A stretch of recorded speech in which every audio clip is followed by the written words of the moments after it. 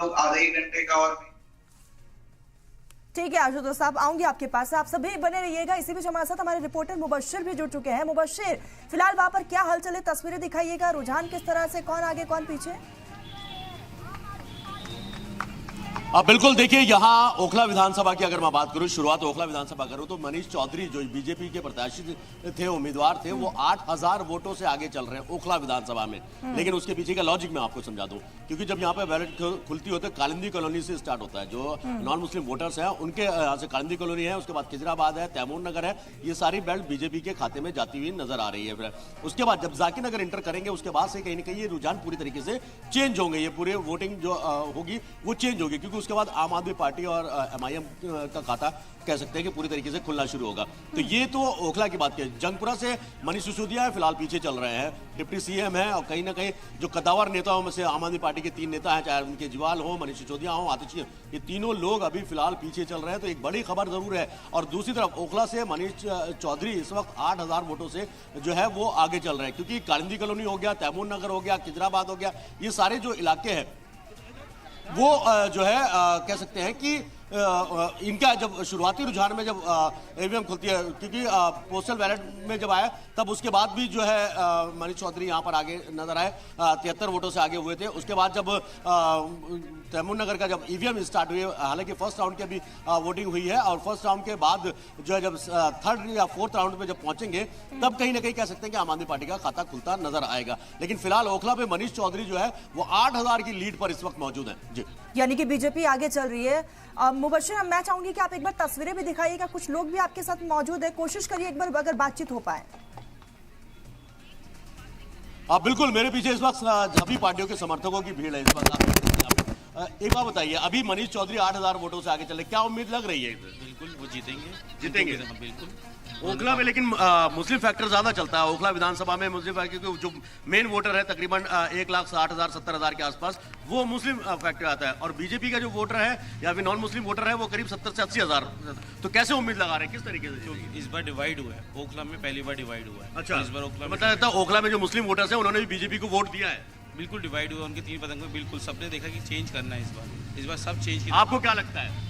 अभी शुरुआती रुझान है, थोड़ा इंतजार कीजिए। क्योंकि मैंने भी वही कहा कि कालिंदी कॉलोनी, खिजराबाद, तैमूर नगर, ये बीजेपी का वोट बैंक रहा है, शुरू से रहा, काफी रहा है। तो क्या लगता है कि जाकिर नगर एंट्री करेंगे तो उम्मीदें बढ़ेंगी? तो अभी वोटों की आंधी आएगी, वोटों की आंधी। अच्छा। अभी थोड़ा इंतजार कीजिए, हमारे भाई के पक्ष में वोटों की आंधी खुलेगी। जाकिर नगर, बटलाउर, शाहीन बाग, अबू फजल और मदनपुर खादर, जे कॉलोनी जब आई खुलेगा ना, तब आंधी में सब उड़ जाएंगे। अभी तो पहला राउंड हुआ है, तो बिल्कुल अभी आने उम्मीद बरकरार है। बिल्कुल उम्मीद है, कॉन्फिडेंट है भाई साहब, कॉन्फिडेंस है, बिल्कुल कॉन्फिडेंट है, ये कॉन्फिडेंस है। और देखिए लॉजिक भी उसके पीछे क्या है कि कालिंदी कॉलोनी हो गया, मदनपुर खादर, माफ कीजिएगा, खिजराबाद हो गया, तैमूर नगर हो गया, ये बीजेपी का कोर वोटर रहा है शुरुआत में। आप पिछले 30 साल का रिकॉर्ड उठा के देखेंगे तो जब शुरुआती रुझान शुरू होता है 1 से लेके 5 राउंड तक, तो ये सारे राउंड इन्हीं तरफ के खुलते हैं। लेकिन जब जाकिर नगर एंटर करते हैं, जाकिर नगर से लेकर मदनपुर खादर तक पिछले 10 साल से आम आदमी पार्टी के विधायक अहमदुल्ला खान और उनके पक्ष में जाता रहा है। लेकिन इस बार कड़ी टक्कर जो है एमआईएम के जो कैंडिडेट थे शिफाउर रहमान, जो इस वक्त जेल में मौजूद है, एक कैसिडी पैरोल पर आए थे और अपने लिए अपील की थी। और ये भी वजह थी कि अभी तक ओखला विधानसभा में उतनी बड़ी रैली भी किसी ने नहीं की। जब असदुद्दीन ओवैसी आए थे, असदुद्दीन ओवैसी, इम्तियाज जलील, ये लोगों ने पूरी तरीके से जो है डेरा डाला हुआ था और कहीं ना कहीं वोटरों को लुभाने के लिए थोड़ा बहुत कामयाबी, लेकिन ये नतीजे तय करेंगे कि किस तरीके की क्या चीज है। बिल्कुल मुबश्शिर, लगातार ये बदलती तस्वीरें, बदलते आंकड़ों की तस्वीरें हम आएंगे आपके पास, आपसे आगे भी जानेंगे। फिलहाल के लिए बहुत शुक्रिया आपका, बने रहिएगा। अमित जी का मैं रुख करूंगी। अमित साहब, खुश तो बहुत होंगे आखिर आप, क्योंकि आंकड़े आप लोगों के ही पक्ष में हैं। नहीं तरुण, देखिए ये हमारी खुशी से ज्यादा ये जनता की खुशी मायने रखती है। आम आदमी पार्टी में अगर आप देखेंगे तो ट्रस्ट डेफिसिट शुरू से ही बना रहा, कि जनता के साथ नहीं बल्कि अपने दल में भी उनका ट्रस्ट डेफिसिट बना रहा था। अभी जो मुझसे पहले जो वक्ता बोल रहे थे कि जिस तरीके से वो जेल गए और उन्होंने किसी को सीएम नहीं बनाया, तो ये ट्रस्ट डेफिसिट का ही कारण था कि वो किसी पर विश्वास नहीं कर पाए कि वो किसी को सीएम बना सके और दिल्ली की जनता के जो काम कर सके। मैं इस बीच आपको रोकना चाहूंगी, बीजेपी की तरफ से लगातार रिएक्शन सामने आ रहे, क्या कुछ कहना है नेताओं का, आपको सुनाते हैं। भारतीय जनता पार्टी पूर्ण बहुमत से सरकार बनाने जा रही है। Thank you. तो लगातार पॉलिटिकल रिएक्शन जो है वो सामने आ रहे हैं। साफ तौर पर कहना है कि बीजेपी पूर्ण बहुमत के साथ यहाँ पर सत्ता में काबिज होने जा रही है। अमित साहब, आपके पास आऊंगे, आप अपनी बात को कंप्लीट करिएगा। जी तो मुझसे पहले वक्ता जो बोल रहे थे कि वो जेल गए और किसी को सीएम नहीं बना पाए, तो ये ट्रस्ट डेफिसिट का ही कारण था कि जो वो अपने किसी भी कार्यकर्ता पर या किसी भी नेता पर विश्वास नहीं कर पाए। और जब उन्होंने अंततः जब उन्होंने रेजिग्नेशन दिया और बनाया, तो वो भी एक कठपुतली बनाया, जो जो एक महिला का बहुत ही अपमानजनक तरीके से उसका इस्तेमाल किया गया। और ये सारी चीजें दिल्ली की जनता देख रही थी। और इसी का जो एक्सटेंशन है, वो कल आपने देखा होगा जो उन्होंने प्रेस कॉन्फ्रेंस किया और कहा कि हमारे नेताओं को खरीदा जा रहा है। एक्चुअली वो कुछ किया नहीं जा रहा था, वो अपने ही नेताओं को फोन लगवाते थे और उनको प्रलोभन देने का प्रयास करते थे, ये टेस्ट करने के लिए कि कौन हमसे चौमे छोड़कर जा सकता है, कौन नहीं जा सकता है। तो ये आम आदमी पार्टी अक्सर करती आई है। आम आदमी पार्टी अपने ही लोगों के थ्रू अपने ऊपर पथराव करवाती है, थप्पड़ मरवाती है, काली फेंकवाती है और फिर उसका इल्जाम दूसरों पे डालती है। और ये आपने देखा होगा जिस तरीके से झूठ का एक पुलिंदा गढ़ा गया पिछले। यानी आप कहना चाहते हैं कि आम आदमी पार्टी कांड खुद ही करती है और ठीकरा बीजेपी पे फोड़ती है? ये आदत है आम आदमी पार्टी की। आपने देखा होगा अमूमन आम आदमी पार्टी कोई भी गलती करेगी और उस पर सॉरी बोल देगी बहुत ही आसानी से। आपने देखा होगा किस तरीके से नितिन गडकरी पर उन्होंने आरोप लगाया, कोर्ट में कान पकड़ के माफी मांगनी पड़ी। स्वर्गीय अरुण जेटली पर आरोप लगाया था, कोर्ट पर कान पकड़ के माफी मांगनी पड़ी। और ऐसे अन्य कई नेता हैं जिन पर उन्होंने आरोप लगाया और जब वो कोर्ट में गए तो उनको माफी मांगनी पड़ी और कोर्ट ने उन पर लताड़ लगाया। और यही चीज आपने देखा होगा एक कॉमन फैक्टर जो आम आदमी पार्टी के हर एक नेता प्रवक्ता में है कि वो झूठ बहुत ही सफाई से बोलते हैं। तो इस झूठ से आप कुछ हद तक तो आगे जा सकते हैं, लेकिन झूठ बहुत देर तक नहीं चलता है। अंधेरा जवाब दीजिएगा कि आम आदमी पार्टी झूठ बोलती है, कांड करती है, बीजेपी पर ठिकरा फोड़ती है। देखिए, भाजपा भारतीय जनता पार्टी का इतिहास रहा है, वो दोनों की राजनीति करती है। उन्होंने महाराष्ट्र में किया, उन्होंने कर्नाटक में किया, उन्होंने उत्तराखंड में किया, उन्होंने गोवा में किया, उन्होंने दिल्ली में कोशिश, और ये दिल्ली में हमेशा कोशिश करते रहते हैं। आम आदमी पार्टी सर आरोप लगा रही है कि आप लोग खुद ही अपने विधायकों को कॉल करते हैं। ये कुछ भी कह सकते हैं, ये थोड़े देर पे ये जो माइंड का वो चेंज होता रहता है। तो मैं जैसे बता रहा हूँ, इनका ये काम ही है, इनका शुरू से रहा। ये तोड़-फोड़ की राजनीति करते हैं, अपनी पूरी कोशिश करते हैं कि कैसे हम सरकार में आ जाए। उसके लिए तरह तरह के हथकंडे अपनाते हैं। रही बात आपके तो रुझान आ रहे हैं, पोल आ रहे हैं, उसके नतीजे हमारा जो ग्राउंड रिपोर्ट बता रहा है, अभी हम 37 सीट पे आगे चल रहे हैं और भारतीय जनता पार्टी 23 सीट पे आगे चल रही है। तो थोड़ा सा ये जल्दी होगा कि इस पे आप लोग कमेंट करें, थोड़ा सा हम और वेट कर लेते हैं, ये बिल्कुल बदलेगा और फिर हम सरकार बनाएंगे। नहीं ठीक है, वेट तो कर ही रहे हैं और नतीजे सामने आएंगे, तस्वीरें भी स्पष्ट होंगी, लेकिन जो आरोप बीजेपी की तरफ से लगाया जा रहा है उस पर क्या कहेंगे आप? मैंने तो बताया है कि ये इनका काम है आरोप लगाना, इनका काम है आरोप लगाना, इमेज को डेंट करना, उसकी इमेज का दुष्प्रचार करना। ये बताया इन्होंने क्या महाराष्ट्र में सरकार तोड़ने की कोशिश नहीं की? ये बताया क्या गोवा में इन्होंने सरकार खरीद फरोख्त करने की कोशिश नहीं की? क्या उत्तराखंड में नहीं की? क्या मध्य प्रदेश में नहीं की? ऐसे तमाम एग्जाम्पल हैं। तो ये खुद ही दूध के धुले नहीं हुए, क्या बात है। ठीक है, अफसर साहब मैं आपके पास ही आऊंगी। लगातार आंकड़े बदल रहे हैं, हालांकि अभी क्लियर तस्वीरें नहीं है, कुछ देर बाद, कुछ घंटों बाद जो है तस्वीरें स्पष्ट होंगी, लेकिन ओखला से बीजेपी आगे चल रही है। हाँ, इंतजार करिए, अभी ओखला का जब शुरुआत होगी इंशाल्लाह जो है तो रिजल्ट अच्छा आएगा।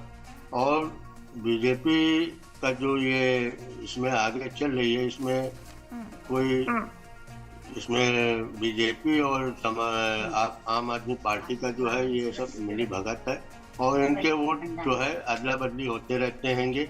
एक ही थाली के चट्टे बट्टे हैं दोनों पार्टियां, आम आदमी पार्टी हो चाहे वो भारतीय जनता पार्टी हो। और इसमें जनता जो है अब उसको तय करना है कि वो किसको चाहती है। जो सरकार चलाना चाहेगी, जो सरकार इस दिल्ली की वो सरकार को होगा तो सरकार उसको तय करेगी जनता। और जहाँ तक ओखला और मुस्तफाबाद की बात है, तो अभी हमारी गिनती जो है जब इसकी शुरुआत होगी तो आपको रिजल्ट सामने आ जाएगा।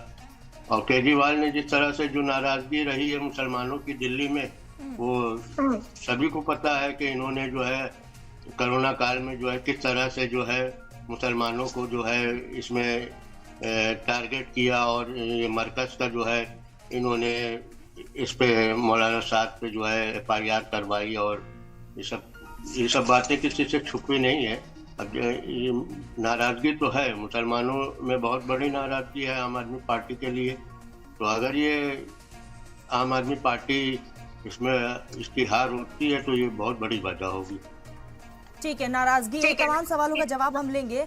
निजामुद्दीन साहब, मैं आपके पास ही आऊंगी क्योंकि आपने इस पूरे दिल्ली चुनाव को काफी बारीकी से देखा है, समझा है। आपको क्या लगता है जो फ्री की रेवड़ियां बांटने की कोशिश तमाम पार्टियों की तरफ से की गई, और कहीं ना कहीं क्या इसी फ्री की रेवड़ी के बदौलत बीजेपी आगे नजर आ रही है? किसी भी इलेक्शन में किसी एक फैक्टर की वजह से आप ये नहीं कह सकती कि कोई पार्टी हार रही है, कोई पार्टी जीत रही है। ये एक फैक्टर ज़रूर है कि फ्री बी की में जो है बहुत सारी चीज़ें जो है सेंट्रल गवर्नमेंट ने भी ऑफर की, और जो आपके बीजेपी की जो यहाँ की इकाई है, दिल्ली की इकाई है, उसने भी दिल्ली के लोगों के लिए नई फ्री बी की घोषणाएं की। लेकिन कहीं ना कहीं बहुत सारी चीजें ऐसी हैं। निजामुद्दीन साहब, आऊंगी आपके पास। इसी बीच वीरेंद्र सचदेवा क्या कुछ कह रहे हैं, आपको सुनाते हैं। अनुदानों में दिखाई दे रहा है बीजेपी को। मुझे इधर जाना, इधर कर लो। तो लगातार पूजा पाठ का दौर लगातार जारी है और इस बीच रिएक्शंस भी सामने आ रहे हैं। बार बार इस बात को कहने में कोई संकोच नहीं है कि दिल्ली में हमारे कार्यकर्ताओं ने बहुत जुनून और शिद्दत के साथ काम किया है और जनता ने भी भरपूर आशीर्वाद दिया है। जनता को भ्रष्टाचार और विकास का मॉडल चुनना था, तो उन्होंने प्रधानमंत्री श्रीमान नरेंद्र मोदी के नेतृत्व को सलाम किया है, और ये जीत हमारे राष्ट्रीय नेतृत्व की, माननीय प्रधानमंत्री के काम की जीत है होगी, जो मुझे ऐसा लगता है। निस्संदेह हम दिल्ली में डबल इंजन की सरकार बनाएंगे। सर, जितने बड़े नेता आम आदमी पार्टी के वो चुनाव हारते हुए नजर आ रहे हैं। केजरीवाल भी पीछे है, मनीष सिसोदिया भी पीछे है, मुख्यमंत्री भी पीछे है। देखिए, हम सुबह से एक बात कह रहे हैं कि हमने दिल्ली का चुनाव दिल्ली के मुद्दों पर लड़ा है। हम अरविंद केजरीवाल से बार बार भ्रष्टाचार की बात पूछते थे, शीश महल की बात पूछते थे, शराब घोटाले की बात पूछते थे, टूटी हुई सड़कों की बात करते थे, सीवेज के ओवरफ्लो की बात करते थे, गंदगी की बात करते थे, गंदे पानी की बात करते थे। लेकिन अरविंद केजरीवाल इन मुद्दों से भागते थे। वो इस चुनाव को लुभाने की और वादों पे, झूठे वादों पे लाने की कोशिश कर रहे थे। दिल्ली की जनता ने दिल्ली के दर्द को समझा है और उस दर्द का जो निवारण है वो भारतीय जनता पार्टी कर सकती है। इस उम्मीद के साथ उन्होंने माननीय प्रधानमंत्री को वोट दिया। सीएम फेस कौन होगा? देखिए, हमारे लिए ये विषय गौण है। हम पहले भी कह चुके हैं, भारतीय जनता पार्टी का कार्यकर्ता मुख्यमंत्री बनेगा, केंद्रीय नेतृत्व तय करेगा इसको। वीरेंद्र सचदेवा को आपने सुना, उन्होंने साफ तौर पर कहा कि हम लोग बिल्कुल आश्वस्त थे अपनी जीत को लेकर और डबल इंजन की सरकार दिल्ली में बनने जा रही। निजामुद्दीन साहब, आपके पास ही आऊंगी, अपनी बात को कंप्लीट करिएगा। मैं तरन्नुम ये कह रहा था कि किसी एक फैक्टर की वजह से आप ये नहीं कह सकती कि कोई पार्टी सत्ता से बाहर जा रही है या कोई दूसरी पार्टी सत्ता में आ रही है। ये एक फैक्टर हो सकता है फ्री बी का। जैसे आप ऐसे समझ लें कि कोई व्यक्ति अगर आर्थिक रूप से मजबूत है तो उसके लिए उस फ्री बी का कोई मतलब नहीं रह जाता। 200 यूनिट बिजली फ्री का जो है कोई महत्व नहीं रह जाता। अगर कोई व्यक्ति अपने को यमुना से जोड़ के देखता है तो उसकी एक्सपेक्टेशन ये थी कि दिल्ली सरकार ने, आम आदमी पार्टी ने ये वादा किया था कि हम यमुना को साफ करेंगे, तो कहीं ना कहीं अगर यमुना साफ नहीं हुई है तो वो वोटर जो है हो सकता है कि उसके रिएक्शन में दूसरी पार्टी की तरफ डाइवर्ट होता है। इसी तरह से बहुत सारे मुद्दे हैं। अब जैसे रोड है, मैं रोड, खासकर जो बुनियादी जो सहूलतें हैं उसमें रोड है। दिल्ली की जो रोडों की स्थिति थी उस पर हर व्यक्ति चलता है, चाहे वो आर्थिक रूप से कमज़ोर हो, चाहे वो किसी बड़ी गाड़ी से चल रहा हो, और वहाँ पे हर आदमी को इस बात का एहसास हो रहा था कि जो वादा आम आदमी पार्टी ने किया था कि हम यहाँ की रोडें बहुत अच्छी बना देंगे, और जिसकी वजह से उनकी नाराज़गी इस इलेक्शन में वो भी दिख रही है। तो बहुत सारे फैक्टर्स हैं जिसकी वजह से भारतीय जनता पार्टी इस इलेक्शन में बहुत अच्छा परफॉर्म करने जा रही है। लेकिन एक महत्वपूर्ण चीज़ ये भी है कि कहीं ना कहीं जो संगठन है वो बहुत अहम माने रखता है इस इलेक्शन में। भारतीय जनता पार्टी ठीक है निजामुद्दीन साहब, आऊंगी, लेकिन इसी बीच एक बड़ी खबर आ रही है इस वक्त की। बिग ब्रेकिंग, दिल्ली चुनाव पर जेके सीएम उमर अब्दुल्ला का रिएक्शन सामने आया। तो इस वक्त की बड़ी खबर, दिल्ली चुनाव पर लगातार बयानबाजी का दौर जो है वो देखने को मिल रहा है। सोशल मीडिया पर पोस्ट करके उन्होंने लिखा कि यहाँ पर और लड़ो आपस में। तो यहाँ पर लगातार जो पॉलिटिकल रिएक्शंस है वो सामने आ रहे हैं, और ऐसे में जम्मू कश्मीर के मुख्यमंत्री का रद्द अमल सामने आया। उन्होंने एक्स पर पोस्ट करते हुए ये लिखा कि और लड़ो आपस में। तो आपको बताते चले, लगातार इस बीच जो है रिएक्शन सामने आ रहे हैं। एक तरफ लगातार काउंटिंग का सिलसिला जारी है, आम आदमी पार्टी काफी पीछे नजर आ रही है, दूसरी तरफ बीजेपी 50 का आंकड़ा छू चुकी है, कांग्रेस 1। मुबश्शिर हमारे साथ लगातार ग्राउंड जीरो से बने हुए हैं। मुबश्शिर, ओवर टू यू, तस्वीरें दिखाइएगा और कौन आगे कौन पीछे ये भी बताइएगा। बिल्कुल तरन्नुम, देखिए यहाँ से बीजेपी फिलहाल आगे चल रही थी 1800 वोटों से। अब दूसरा राउंड खत्म होने वाला है, उसके बाद तस्वीरें कुछ और साफ हो पाएंगी। यानी 8000 के आसपास लीड बनाई थी बीजेपी ने ओखला विधानसभा से। यहाँ पे ओखला विधानसभा में मनीष चौधरी है बीजेपी से, अमानतुल्लाह खान है आम आदमी पार्टी से, अरीबा खान है कांग्रेस से, MIM से हैं शिफाउर रहमान। इन चारों लोगों में काफी टक्कर है। हालांकि जो शुरुआती फर्स्ट राउंड खुला है वो करंदी कॉलोनी, तैमूर नगर, खिदराबाद, ये चलते हैं 3 से 4 राउंड तक, जिसमें बीजेपी जो है 1800 वोटों से आगे चलती हुई नजर आ रही है। हालांकि अमानतुल्लाह खान धीरे धीरे अब ये जो मार्जिन है आगे बढ़त का वो कम होता नजर आ रहा है। अब देखना ये होगा कि वाकई अमानतुल्लाह खान अपने 10 साल का जो टेन्योर रहा है उसको बरकरार रख पाते हैं या नहीं रख पाते हैं, बीजेपी या MIM से पटकनी खाएंगे। दूसरी सबसे अहम चीज की मुबशिर यहाँ पर रोकना चाहूंगी आपको, बीजेपी की तरफ से राधिका खेड़ा क्या कुछ कह रही है आपको सुनाते हैं। साफ पानी, साफ हवा, महिलाओं के साथ धोखाधड़ी, क्योंकि जिस आदमी ने नींव ही महिला सुरक्षा के ऊपर रखी थी, आज जब उनसे बात पूछते हैं तो वो हेल्पलेस सीएम दिल्ली नहीं चाहती है। एजुकेशन पॉलिसीज, लिकर पॉलिसी बन रही थी और बाथरूम्स को क्लासरूम में गिनाया जा रहा था। हेल्थ केयर फैसिलिटी जीरो थी। एग्जैक्टली 5 साल पहले इस समय जब कोरोना काल था तो हालात क्या थे, इसीलिए जैसा मैंने कहा कीचड़ पूरा फैल चुका था और कमल कीचड़ में खिलना तय था। कीचड़ पूरा फैल चुका था और कीचड़ में कमल खिलना था। मुबशिर के पास जाऊंगी। मुबशिर, लगातार रिएक्शन सामने आ रहे, बीजेपी की तरफ से जीत का पूरा दावा किया जा रहा है, आम आदमी पार्टी पर कई गंभीर आरोप भी लगाए जा रहे हैं। देखिए ये आरोप कोई पहली बार नहीं लग रहा है। आरोप प्रत्यारोप के दौर पूरे चुनाव में हमने देखा। एक तरफ चाहे भ्रष्टाचार की बात हो, यमुना की बात हो या फिर विधायक खरीदने की बात हो। कल जैसे संजय सिंह को देखा गया, ACB पहुंचे थे अपनी कंप्लेंट देने के लिए कि हमारे विधायकों को खरीदने की कोशिश कर रहे हैं 15-15 करोड़ रुपए में बीजेपी। ACB की टीम को अप्रूवल मिला कि LG ने सीधे तौर पर जांच कमेटी बनाया और कहा कि जांच की जाए, यानी उसको अप्रूवल दिया गया। फौरी तौर पर ACB की टीम पूर्व मुख्यमंत्री अरविंद केजरीवाल के घर पहुंचती है। 2 से ढाई घंटे 3 घंटे के आसपास घर में रहती है, लेकिन किसी कोई लीगल नोटिस के बिना पर, जिसका सीधे तौर पर आरोप ये लगाया गया कि बिना नोटिस के आप बगैर किसी लीगल पेपर के आप कैसे इन्वेस्टिगेट कर सकते हैं। और हम कंप्लेनर हम ही से इन्वेस्टिगेशन हो रही है, हमने जिसके ऊपर आपको कंप्लेंट दी है उस पर इन्वेस्टिगेशन नहीं की जा रही है। तो यानी सीधे तौर पर आरोप प्रत्यारोप हो जाएगा। दूसरी तरफ अगर बात करें कालका जी की, कालका जी में आतिशी मौजूदा मुख्यमंत्री हैं, वो पीछे चल रही है रमेश बुदियोड़ू से। रमेश बुदी और आतिशी के अंदर बहुत ज्यादा फर्क नहीं है, जो वोटों का मार्जिन है 500 से 1000 वोटों के आसपास का है। जंगपुरा की बात करें तो पूर्व डिप्टी सीएम मनीष सिसोदिया है, वो बीजेपी से तमिलनाडु से मारवाड़ से पीछे चल रहे हैं। तीसरी बात है अरविंद केजरीवाल खुद अभी परवेश वर्मा से कुछ ही ज्यादा वोटों से नहीं, कुछ ही वोटों से पीछे चल रहे थे। तीनों दिग्गज जो आम आदमी पार्टी के हैं वो पीछे फिलहाल चलते हुए नजर आ रहे थे, यानी एक बड़ा झटके के तौर पर। लेकिन हर पोलिंग सीट पे तकरीबन 15 राउंड, मिनिमम 15 राउंड जो है वो काउंटिंग होनी है। धीरे धीरे तस्वीरें साफ होंगी। हालांकि शुरुआती रुझान चाहे बैलेट पेपर की जब पार्किंग हो, पोस्टल बैलेट की जब काउंटिंग हुई थी उसमें बीजेपी को रुझान जरूर मिला था, लेकिन नतीजे कहीं ना कहीं बदलते हुए जरूर नजर आएंगे। मैं बार बार इस बात को कह रहा हूं क्योंकि अभी शुरुआती जो काउंटिंग है वो शुरू हुई है, 2 राउंड की काउंटिंग हुई है। मुबशिर, यानी कि साफ है कि आंकड़ों की तस्वीरें भी आने वाले समय में बदल सकती हैं। बिल्कुल बिल्कुल तरन्नुम, और ये तस्वीरें बदलेंगी, ऐसा नहीं है कि तस्वीरें नहीं बदलेंगी, तस्वीरें बदलेंगी क्योंकि बहुत जगह आम आदमी पार्टी का गढ़ है, वहां पर बम्पर वोटिंग हुई है, बहुत जगह बीजेपी का गढ़ है, वहां पर बम्पर वोटिंग हुई है। तो ये डिफरेंसेस देखने को मिलेंगे और ये तस्वीरें बदलेंगी, ये तो तय माना जा रहा है। जी ठीक है मुबशिर, बनी रहिएगा। अनु साहब, मैं आपके पास ही आऊंगी। लगातार इस बीच जो रिएक्शन सामने आ रहे हैं, जम्मू कश्मीर के सीएम ने कहा है कि आपस में ही लड़ो। बिल्कुल, ये बहुत बिल्कुल उन्होंने लगा कि कांग्रेस पार्टी और आम आदमी पार्टी अलग अलग लड़ रहे थे। अगर ये साथ लड़ते तो शायद स्थिति दूसरी होती, लेकिन मुझे नहीं लगता। जिस तरीके के हम रुझान देख रहे हैं, बीजेपी को इतनी क्लियर कट मेजोरिटी, अब 2.5 गुना ज्यादा सीटें इस समय दिख रही हैं, तो मुश्किल से, जैसे आपके संवाददाता ने कहा, कुछ सीटों पर हो सकता है चीज बदले, तो वो 8-10 सीटें मैक्सिमम मुझे लगता है ऐसी होंगी जो मुस्लिम बहुल सीटें, उनमें ये हो सकता है कि रुझान थोड़ा सा काउंटिंग के बाद दिखे और आम आदमी पार्टी के फेवर में आए। लेकिन मोरलेस बीजेपी 40 और 50 सीटों के बीच में तो कम से कम रहेगी। तो ऐसी स्थिति में कोई बहुत बड़ी संभावना उलटफेर की नहीं है कि आम आदमी पार्टी की सरकार आ जाए। ये तो स्पष्ट दिख रहा है कि अब सरकार लगभग बीजेपी यानी तय है। अब कितनी मेजोरिटी से आती ये डिसाइड होना मुश्किल, ये मतलब अभी समय बताएगा।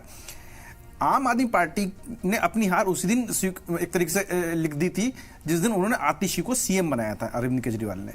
एक ऐसी चेहरा जिसकी जो आज तक कभी सीएम लगी ही नहीं, तो बड़ा निगेटिव मुझे लगता है। महिला होने के नाते उन्हें लगता था कि शायद महिला के साथ आ जाएंगी, लेकिन उसी दिन से उल्टी गिनती शुरू। कह सकते हैं कि शायद दिल्ली वासियों को एक बदलाव की जरूरत थी। नहीं, ऐसा नहीं था। अगर परफॉर्म करते तो क्यों बदलाव की जरूरत थी? अभी भी आम आदमी पार्टी के, देखिए अभी भी सेकंड लीड तो आम आदमी पार्टी है ना, अगर बीजेपी आगे बढ़ी तब भी तो आम आदमी पार्टी खामियों पर, जैसे कहा कि उसकी कीचड़ पे बीजेपी ने अपना कमल खिलाया है, तो आम आदमी पार्टी ने अपने आप ही वो कीचड़ फैलाई, जबकि वो उनको पता था गड़बड़ियां कहां होती है, पर उन्होंने उन्हीं कमियों को कांग्रेस पार्टी की उजागर किया था, तब अपनी सरकार बनाई थी और फिर उन्हीं कमियों का शिकार हो गए। गड़बड़ी यहां हुई है, पार्टी में जैसी आतिशी को सीएम बनाया गया, पार्टी के अंदर गुटबाजी बढ़ गई। जो सीनियर नेता थे उनको कहीं ना कहीं लगा कि हमें साइडलाइन करके इस नई लड़की को सीएम बनाया जिसका कोई अनुभव नहीं है, और वो कहीं सीएम लगी भी नहीं। वो अपनी एक डमी बिठाकर केजरीवाल सामने लगा कि मैं सत्ता पर कब्जा रखूंगा, और अपनी उनको लगता है अल्टरनेटिव मेरे खिलाफ कोई लीडरशिप खड़ी ना हो जाए। वो घबराहट जो थी उसने पूरी लुटिया डुबो दी। नहीं तो देखिए तरन्नुम, ये बड़ी अहम बात आपने कही हमारे मित्र ने, लेकिन एक बहुत इंपॉर्टेंट चीज है कि जो एक्सपेक्टेशन होती है जनता की, आप उसके ऊपर जाएं कि जब चुनाव आता है तो हर पार्टियां फ्री बीज या बहुत सारी योजनाएं ऐसी बता देती हैं कि हम ये 5 साल में सारी पूरी कर देंगे, लेकिन जो कि नामुमकिन सी बात है। और वही आम आदमी पार्टी के साथ हुआ। पिछले इलेक्शन में भी उन्होंने इतनी सारी चीजों की घोषणाएं कर दी। बिल्कुल निजामुद्दीन साहब, और इसका जवाब हम ले लेते हैं आशुतोष साहब से। आशुतोष साहब, लोग रायता फैलाते हैं, लेकिन आम आदमी पार्टी ने कीचड़ फैलाया और उसी कीचड़ में अब कमल खिलने जा रहा है। आवाज नहीं आ रही। आशुतोष साहब, मेरी आवाज आ रही है, आप तक पहुंच रही है? एक बार दोबारा रिपीट करिए सवाल। मैं कह रही हूँ कि लोग रायता फैलाते हैं, लेकिन आम आदमी पार्टी ने कीचड़ फैलाया और उसी कीचड़ में अब कमल खिलने जा रहा है। ऐसा कुछ नहीं है। दिल्ली में इतने शानदार काम हुए हैं, स्कूल पे काम हुए हैं, शिक्षा पे काम हुआ है। दिल्ली में जो गंदगी थी उसको हमने आके पिछले 15 सालों में हमने काम किया है, दिल्ली को एक बेहतर बनाया है। रही बात जो भी आंकड़े आ रहे हैं उस पे हम थोड़ा सा और वेट करते हैं, और अगर ऐसा कुछ हमारे पक्ष में नहीं होता है तो बिल्कुल इस पे सोचने की बात है, इस पे हम लोग विचार करेंगे, देखेंगे कहाँ हमसे गड़बड़ी हुई है। पर मुझे लगता है जैसे अभी आप पिच कर रहे थे, अब मेरे पास जो जानकारी है उसमें अरविंद केजरीवाल जी आगे चल रहे हैं, मनीष सिसोदिया जी आगे चल रहे हैं। तो हमारे पास जो डाटा है, मैंने आपको बताया अभी 34 और 18, क्योंकि हमारे पास सारी डाटा आ रही, 34 सीट पे हम आगे चल रहे हैं, 18 सीट पे भाजपा है। तो बस हम वेट एंड वॉच की स्थिति में हैं, बने हुए।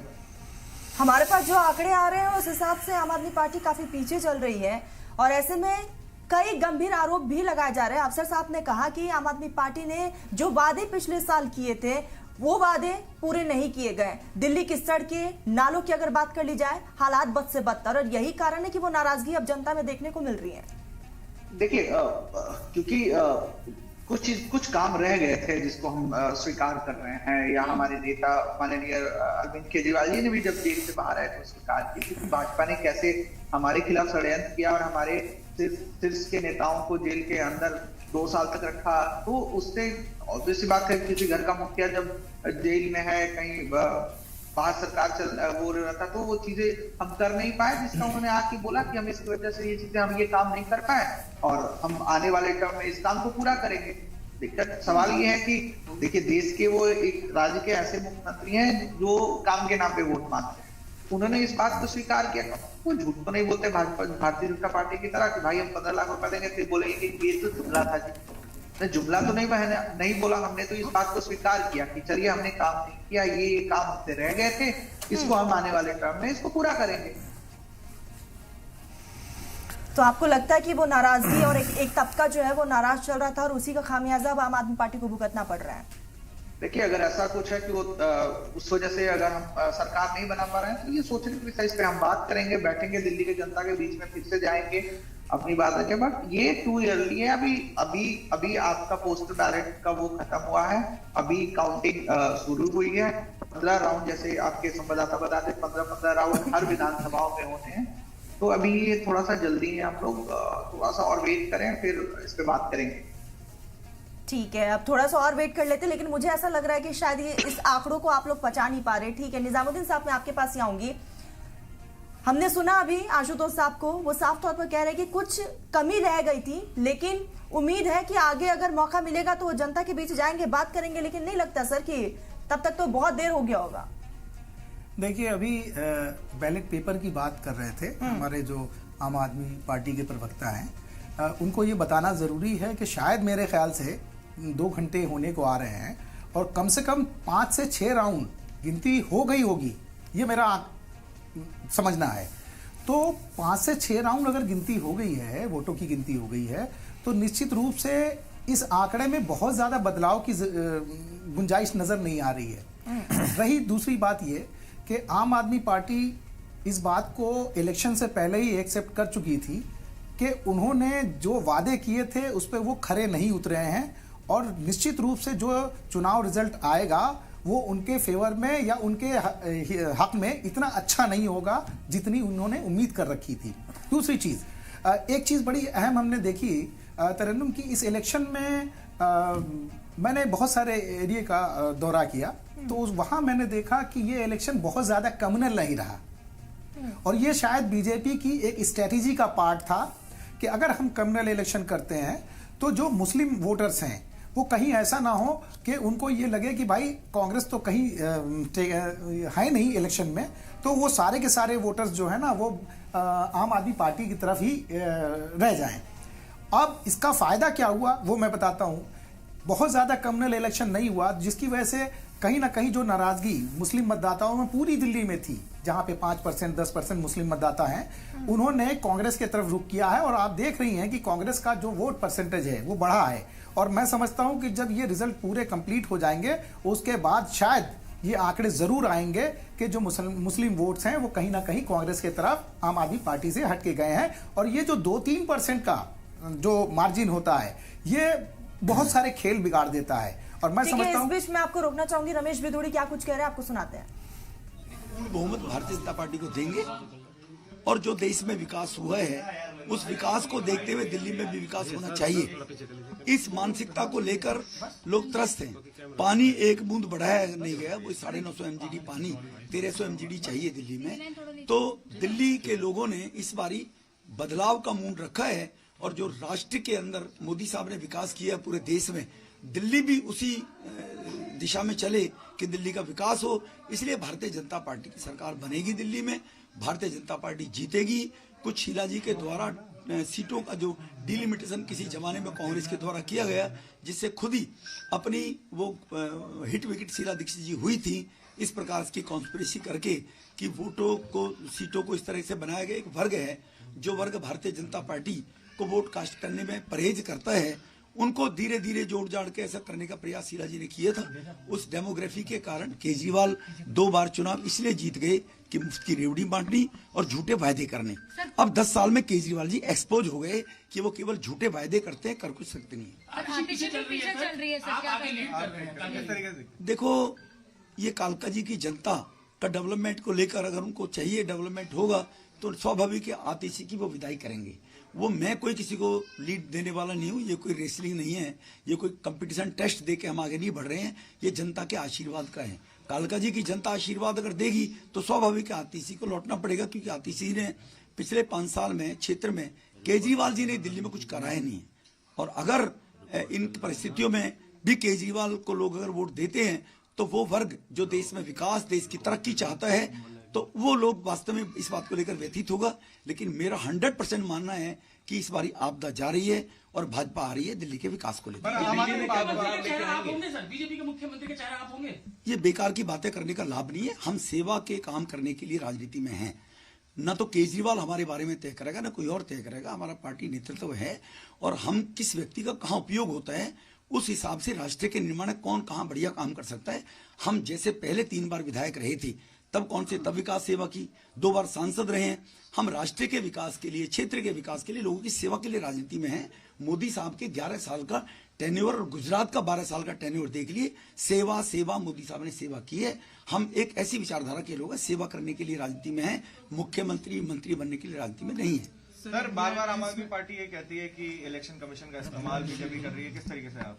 देखो, ये तो केजरीवाल को पूछो आप। जब केजरीवाल 13-14 में बोला करते थे तो ईडी सीबीआई को तोता बताया करते थे। शीला जी भ्रष्ट है, जेल भेज दूंगा। कहाँ गए शीला जी के 300 बंदे के? तो ये तो जब लोग खुद अपने आप को, जनता उनको नकारती है तो अपनी कमी को स्वीकार करते हुए स्वीकार करना चाहिए उनको कि जनता ने मैंडेट राहुल को नहीं दिया, जनता ने मैंडेट उसको नहीं दिया अखिलेश जी को यूपी के अंदर। 5 साल काम करो, मेहनत करो, तब आगे बढ़िए। ये जनता लोगों का रिपोर्ट तैयार करती है, ना इलेक्शन कमीशन करता है, ना पुलिस करती है। अगर ये स्थिति रहती तो इमरजेंसी लगाकर श्रीमती इंदिरा गांधी ने 75 में लोकतंत्र की हत्या करने की कोशिश की, 77 में लोगों ने धूल चटा दी। तो ये तो लोकतंत्र का दुनिया का सबसे बड़ा राष्ट्र भारत है। यहाँ पर कोई अपनी कमियों को छुपाने के लिए एजेंसियों पर दोषारोपण करता रहे, वो अपनी गिरवान में झांके, तब उसको जानकारी रहनी चाहिए। रमेश भिदुड़ी को सुना और लगातार रमेश भिदुड़ी कालका जी सीट से आगे चल रहे हैं और अतिशी इस सीट से पीछे चल रही है। अनुज साहब, मैं आपके पास ही आऊंगी। लगातार इस बीच एक दूसरे पर आरोप प्रत्यारोप का दौर देखने को मिल रहा है, लेकिन आपको क्या लगता है कौन सा वो एक बड़ा फैक्टर रहा है इस पूरे दिल्ली चुनाव में जिसका खामियाजा आम आदमी पार्टी को भी भुगतना पड़ा और कांग्रेस को भी? देखिए, आम आदमी पार्टी समझ ही नहीं पा रही। वो जब आई थी सत्ता में तो गवर्नेंस के मुद्दे पर आई थी, करप्शन के खिलाफ आई थी, फ्रीबीज के मुद्दे पर नहीं आई थी। अगर उन्होंने सच में शिक्षा के क्षेत्र में और स्वास्थ्य के क्षेत्र में काम किया होता तो उनके बच्चे उन्हीं स्कूलों में पढ़ते और उनके आम आदमी पार्टी के नेता उन्हीं अस्पतालों में इलाज कराते। लेकिन कोई भी बच्चा आम आदमी पार्टी के नेता का उन सरकारी स्कूलों में नहीं पढ़ता। कोई भी आम आदमी पार्टी का नेता उन हॉस्पिटल्स में अपना इलाज नहीं कराता। तो ये जो परफॉर्मेंस दिखा रहे हैं, ये परफॉर्मेंस बड़ी वेग है, बड़ी हल्की है। मतलब उससे पहले स्थिति हो सकता है इससे बहुत ज्यादा खराब हो। तो ये तो एक लाइन लगा के दवाई बांटने वाला खेल चलता है सरकारी अस्पतालों में। ये उसी को ही उसमें ये ना लाइन ठीक से लगा दो भाई, लाइन ठीक से लगा दो, और भाई नहीं दवाइयों में कम गड़बड़ करो, ठीक से दवाई दे दो, और चलो भाई साफ सुथराई थोड़ी कुछ लगा दिया, सफाई अच्छे से करा दी। मगर वो जो असली अस्पताल होता है या असली स्कूल होता है उस जैसा कहीं कुछ भी नहीं था। एक नौटंकी और ड्रामा की राजनीति जो खड़ी करी आम आदमी पार्टी ने, ये उसकी सबसे बड़ी असफलता रही। अगर वो परफॉर्मेंस करती, अगर वो गवर्नेंस के मुद्दे पर काम करती तो जनता उसको हाथों हाथ लेती और वो देश में एक बड़ी मिसाल बन जाते। कांग्रेस पार्टी तो पहले ही गई गुजरी थी। वो तो आम आदमी पार्टी में सब कुछ कांग्रेस ही आया हुआ है। एक तरह से उसको एक perverted form of Congress party कह सकते हो आम आदमी पार्टी में। वही सेकुलर नीतियां, वही वोट बैंक, वही उसकी लीडरशिप भी वहीं से आई है बहुत सारी। तो वो चूंकि करप्शन के उस समय इतने सारे आरोप कांग्रेस पार्टी पे लग गए थे, और कॉमनवेल्थ का घोटाला जो हुआ था, लगभग दिल्ली का हर डिपार्टमेंट और केंद्र सरकार का हर डिपार्टमेंट उस कॉमनवेल्थ घोटाले में इन्वॉल्व था। 17-18 हजार करोड़ रुपए का वहां पर खेल हुआ था। तो वो उस घोटाले के वजह से पूरी शीला दीक्षित सरकार बदनाम हो चुकी थी। और एक बड़ा अच्छा उन्होंने दिल्ली के डेवलपमेंट का मॉडल दिया था, लेकिन सारा मॉडल करप्शन की जो दीमक थी वो चाट गई थी। उस सारे खोखली जो नींव बनाई थी दीक्षित, उसी पर आम आदमी पार्टी खड़ी हुई थी। तो और वही उसी को ही कैरी ऑन किया एक तरीके से। कहीं ना कहीं आम आदमी पार्टी ने दिखावे के लिए कुछ और राजनीति करती रही, अंदर से वो करप्शन के फेज में रही। पहले जो कार्यकाल था उसमें परफॉर्म भी किया थोड़ा बहुत, उसी के दम पर द्वारा भी आए, लेकिन द्वारा आते ही वो फिर पूर्णतः करप्शन में लग गए। बोले अब तो हम फ्री होल्ड हो गया, अब हमारे पास जनता की पूरी मोहर लग गई है, अब जितना माल कमाना है माल कमाओ, जो घोटाला कर सकते हैं घोटाला करो। और वो सब करते रहे। आपने हर चीज में देखा, एक हर सेगमेंट में अगर उन्होंने कुछ भर्तियां करी तो उसमें गड़बड़ी थी। उन्होंने वाटर जल में सारी गड़बड़ी करी, वाटर टैंकर का पूरा माफिया खड़ा कर दिया। उन्होंने ट्रांसपोर्टेशन में इतनी बसें ली, उनमें भी पूरी कमीशनबाजी आई। तो कोई ऐसे बेवकूफ नहीं है। हाँ, तो कोई ऐसा डिपार्टमेंट छोड़ा नहीं, जबकि वो परफॉर्म कर भी आगे बढ़ सकते थे, लेकिन उन्हें पता नहीं कि परफॉर्मेंस को नहीं चुना। और डिस्ट्रक्टिव राजनीति है। पंजाब में जो राजनीति खड़ी करी गई उसके पीछे भी किसान आंदोलन और खालिस्तानी मूवमेंट का एक बहुत बड़ा हाथ है। विदेशी हाथ होने के भी उसमें आरोप लगते रहे हैं। तो अलगाववाद की राजनीति क्यों खड़ी कर रहे थे आप देश में? आप तो देश की एकता की बात कर रहे थे, देश को एक करने की बात करते थे, हर जगह तिरंगे लगा रहे थे आप। लेकिन उस तिरंगे की आड़ में अंदर ही अंदर तिरंगे को एक तरीके से विभाजन करने का काम कर रहे थे। तो वो डिस्ट्रक्शन की राजनीति जनता से छुप नहीं रही थी। तो प्रीवियस की एक सीमा होती है, लेकिन असली जो किसी भी राजनीतिक दल की जो देखा जाता है उसकी वो परफॉर्मेंस देखी जाती है। किसी भी राज्य में अगर कहीं भी कोई भी अगर लगातार सीएम बना हुआ है, केंद्र में अगर कोई पीएम बना हुआ तो परफॉर्मेंस के बेस पे बनना हुआ है। बाकी चीजें सपोर्टिव हो सकती है, लेकिन आप परफॉर्म नहीं करोगे, सिर्फ फ्रीबीज बांटोगे तो उससे आप सस्टेन नहीं कर सकते। तरन्नुम, एक महत्वपूर्ण चीज ये भी है, इस पे भी बात करना जरूरी है कि जनता किसी भी इलेक्शन में अगर एक पार्टी को छोड़ के दूसरी तरफ जाती है तो दूसरी पार्टी ये कहती है कि जनता हमारे तरफ आ गई है, यानी कि बहुत समझदारी से काम लिया है। यानी कि जो सत्ता में पार्टी है उनको जो वोट मिले हैं या उनके जो वोटर्स हैं उनको क्या बेवकूफ हम कहें? ऐसा नहीं है। देखिए, जनता जो है, सारी जनता जागरूक है। चाहे वो एक कमजोर तबके का व्यक्ति हो, चाहे एक अरबपति आदमी हो, सारे जागरूक हैं। लेकिन जब चुनाव आता है तो ये मतदाता जो है अपने बहुत सारे उसमें मुद्दे होते हैं, कोई किसी मुद्दे पे वोट देता है, कोई किसी मुद्दे पे वोट देता है। तो ये तो खेल चलता रहता है कि आज हम कल किसी मुद्दे पे हम आम आदमी पार्टी के साथ थे, आज नहीं है। अगर उन्होंने कुछ डिलीवर नहीं किया, ये सारा खेल जो है सत्ता में सत्ताधारी पार्टियों के लिए इसलिए महत्वपूर्ण हो जाता है कि उन्होंने जो जनता से वादा किया था उसको अगर डिलीवर किया है। बिल्कुल बिल्कुल निजामुद्दीन साहब, और यही लोकतंत्र की खूबसूरती है कि जनता जिसे चुने उसे सत्ता पर बिठा देगी। बिल्कुल। जावेद साहब और आशुतोष साहब, आप दोनों ने अपना कीमती वक्त दिया, बहुत बहुत शुक्रिया। बाकी सारे मेहमान हमारे साथ बने रहिएगा, लगातार ये महा कवरेज जारी है और इस पर चर्चा भी हम लगातार जारी रखेंगे। फिलहाल वक्त हो गया अब एक छोटे से ब्रेक का, जल्द हाजिर होंगे, बने रहिए सलाम टीवी के साथ।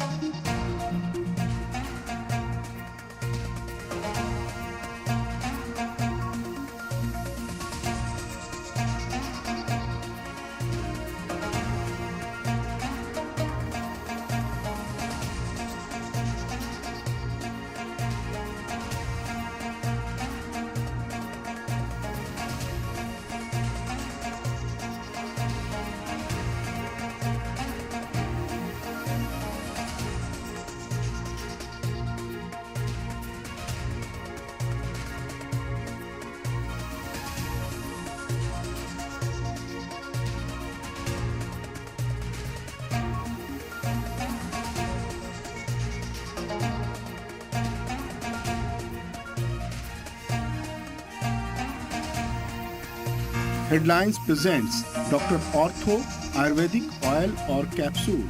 अब दर्द भी घुटने टेकेगा।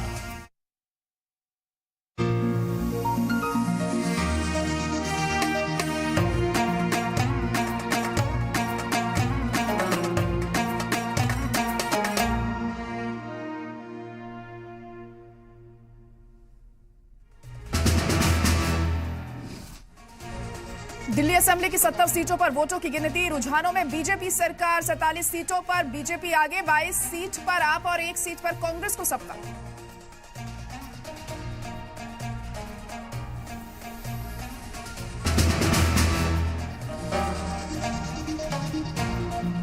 रिजल्ट से पहले आपने लगाए संगीन इल्जाम। विधायकों को 15-15 करोड़ में खरीदने की कही बात। आपके इल्जाम पर एसीबी ने शुरू की जांच। जवाब नहीं मिलने पर एसीबी ने दिया केजरीवाल को नोटिस। आम आदमी पार्टी के ऑफर वाले इल्जाम पर बीजेपी ने बताया झूठा, मांगे सबूत। कांग्रेस ने भी केजरीवाल पर साधा निशाना, कहा इल्जाम नया शगुफा, ऑफर के सबूत दें केजरीवाल। यूपी की मिल्कीपुर सीट पर वोटों की गिनती जारी। बीजेपी और समाजवादी पार्टी के बीच सीधा मुकाबला। रुझानों में बीजेपी आगे।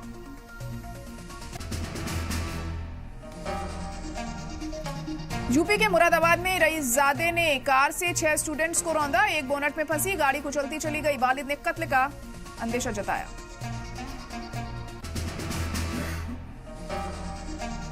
12 और 13 फरवरी को अमेरिका जाएंगे पीएम मोदी। ट्रंप मोदी की मुलाकात के बाद ज्वाइंट स्टेटमेंट होगा जारी। 10 से 12 फरवरी तक फ्रांस दौरे पर रहेंगे प्रधानमंत्री।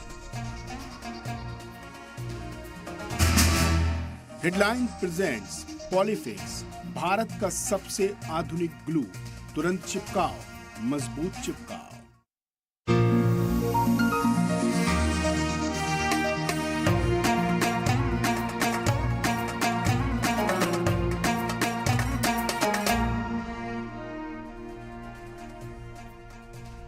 तो दिल्ली की 70 विधानसभा सीटों पर काउंटिंग सुबह 8 बजे से ही जारी है और पर्पल की अपडेट हम आपको लगातार दे रहे हैं, बता रहे हैं कि कौन सी सीट से कौन आगे चल रहा है। और बीजेपी फिलहाल बहुमत का आंकड़ा पार करते हुए दिखाई दे रही है। रुझानों में 47 सीटों पर बीजेपी आगे चल रही है, तो वहीं आम आदमी पार्टी 28 सीटों पर आगे चल रही है। तो बड़ी और अहम खबर इस वक्त आपको बता रहे हैं कि बीजेपी 42 सीटों पर आगे चल रही है। पल पल ये आंकड़े बदल रहे हैं और अब फिलहाल नतीजों में किस तरह से ये तब्दील होते हैं ये अहम होगा देखना। इससे पहले हम देख रहे थे आम आदमी पार्टी और बीजेपी के बीच में कांटे की टक्कर दिख रही थी, लेकिन फिलहाल अभी यहाँ बीजेपी ही क्लीन स्वीप करती हुई दिखाई दे रही है। रुझानों में अब तक की अगर हम बात करें तो आप ग्राफिक्स को देखकर भी समझ सकते हैं कि फिलहाल जो काउंटिंग है उसमें रुझान कहां तक पहुंचे हैं। तो रुझानों में कांग्रेस 1 सीट पर आगे है, तो वहीं बीजेपी 42 सीट पर और आम आदमी पार्टी 28 सीट पर आगे चल रही है। और अब से थोड़ी ही देर बाद तस्वीर पूरी तरह से साफ हो जाएगी। हद से हद 11 से 12 बजे के बीच में जो नतीजे हैं वो भी आने शुरू हो जाएंगे और ये पता चल जाएगा कि आखिर इस बार कौन दिल्ली की सत्ता पर काबिज होगा। गौरव भाटिया कुछ कह रहे हैं, आपको सीधे लिए चलते हैं। कॉलेज और खुलवा रहे थे शराब के ठेके, तो ये तो होना ही था। और जैसे मफलर गायब हुआ था, वैगनार गायब हुई थी, टोपी गायब हुई थी, मैं हूं आम आदमी पार्टी, जल्द ही अरविंद केजरीवाल भी गायब होने जा रहे हैं।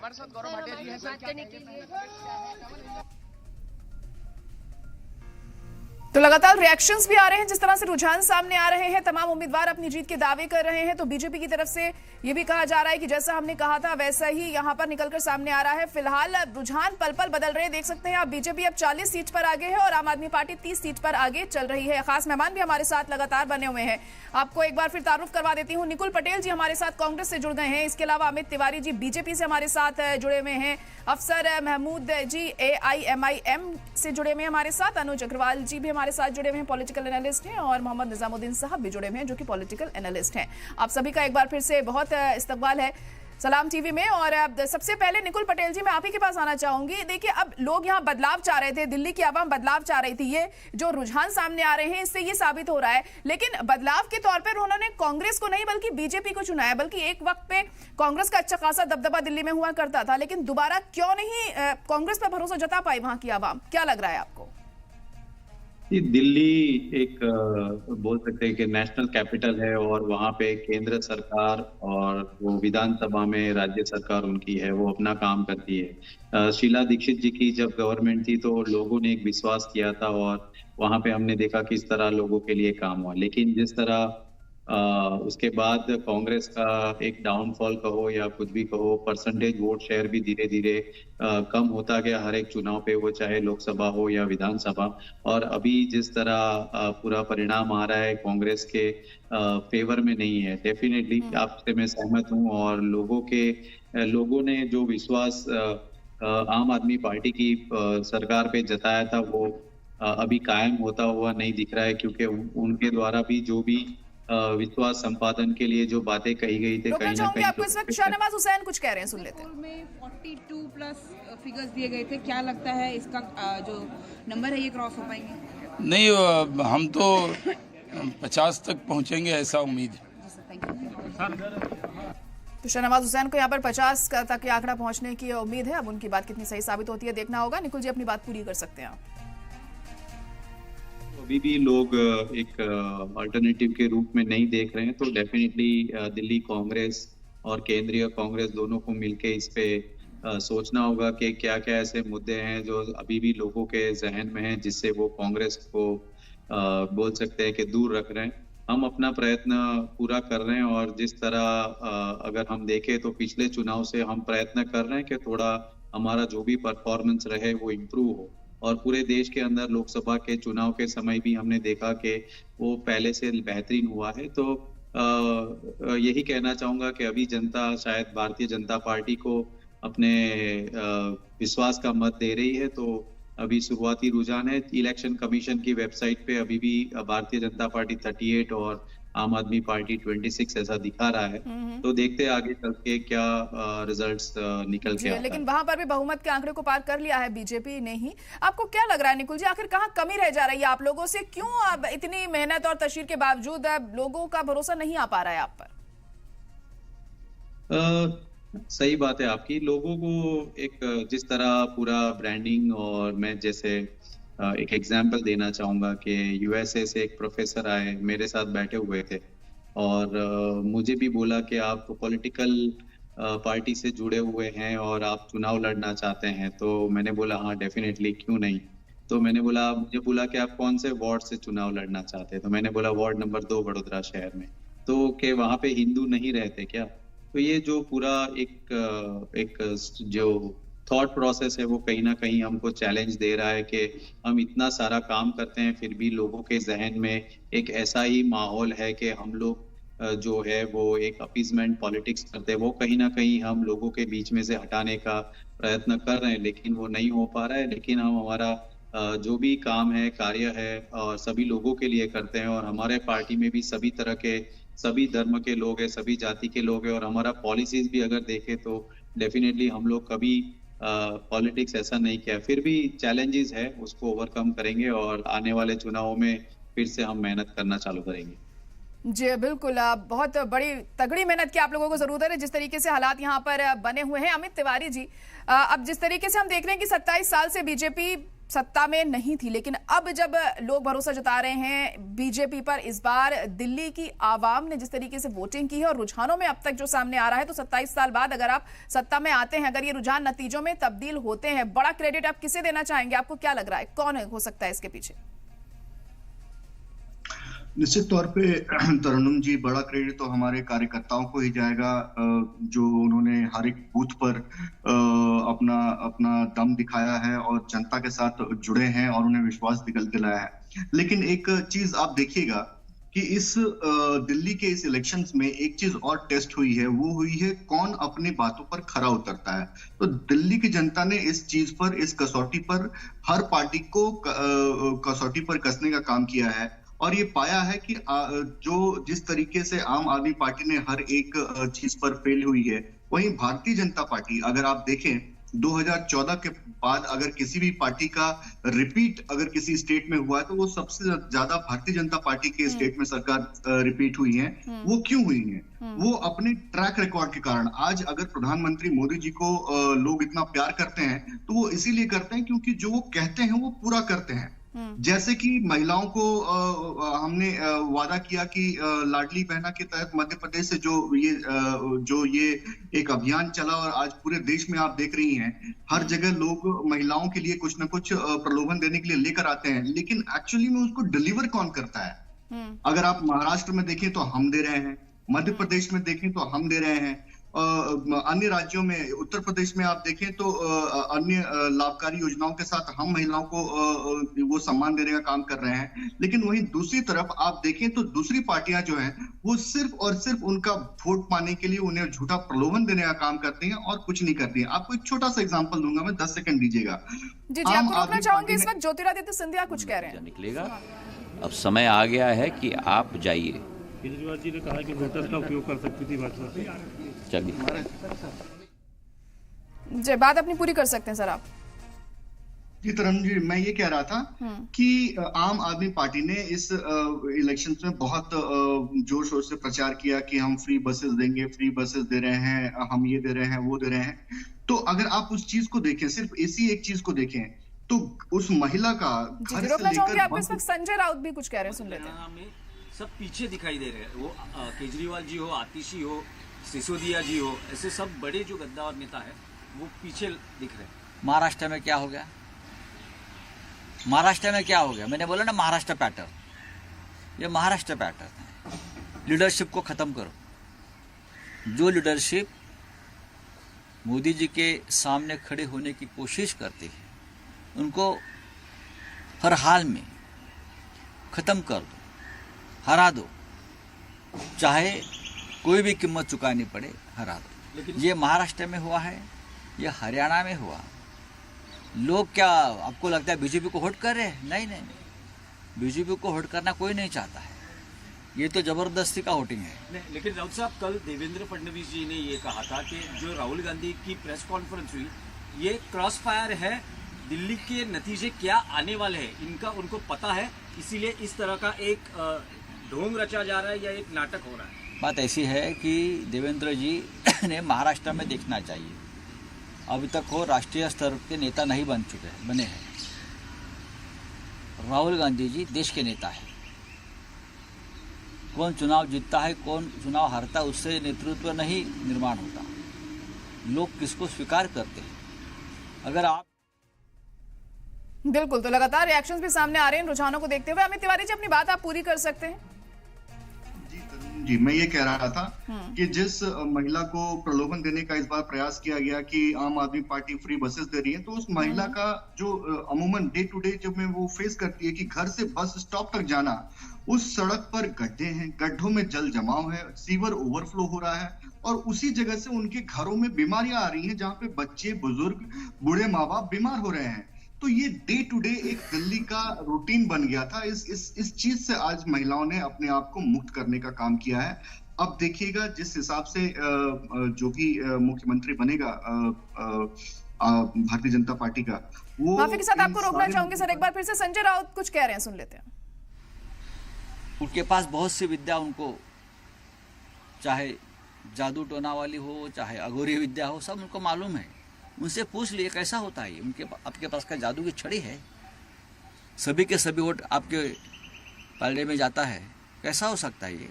और हमें वापस ज्ञान देते हैं लोकतंत्र के बारे में। What is cross fire? Cross fire क्या है? दिल्ली का चुनाव है, हो गया है, प्रधानमंत्री, देश के गृह मंत्री, आप जैसे राज्य के मुख्यमंत्री एक छोटे से राज्य में आकर बैठते हैं पैसे की थैलियां लेकर, हाँ, झूठे मुकदमे डालते हो अपोजिशन के ऊपर, उनका पूरा दिन पुलिस स्टेशन में जाता है और आप अभी जीत गए, क्या है उसमें? ऑपरेशन टाइगर को लेकर जिस तरीके से कर रहा है, कुछ जो एमपीज है वो शामिल होंगे, शिंदे गुट में होंगे, उसको लेकर आपके पास कुछ जानकारी है क्या? नहीं, आपके पास जानकारी है? आप कल दिल्ली में थे, 9 एमपी हमारे साथ बैठे थे, 9 एमपी आपने दिखाया ना आपके चैनल पर। तो ये सवाल कहाँ से आता है? कौन शिंदे गट? क्या है शिंदे गट? हाँ, डुप्लीकेट लोग हैं, बोगस क्या है? क्या ये लोग कौन है? जब तक अमित शाह है तब तक शिंदे गट है, और क्या है? जब अमित शाह नहीं रहेंगे, कोई अमृत पीकर आया है क्या राजनीति में?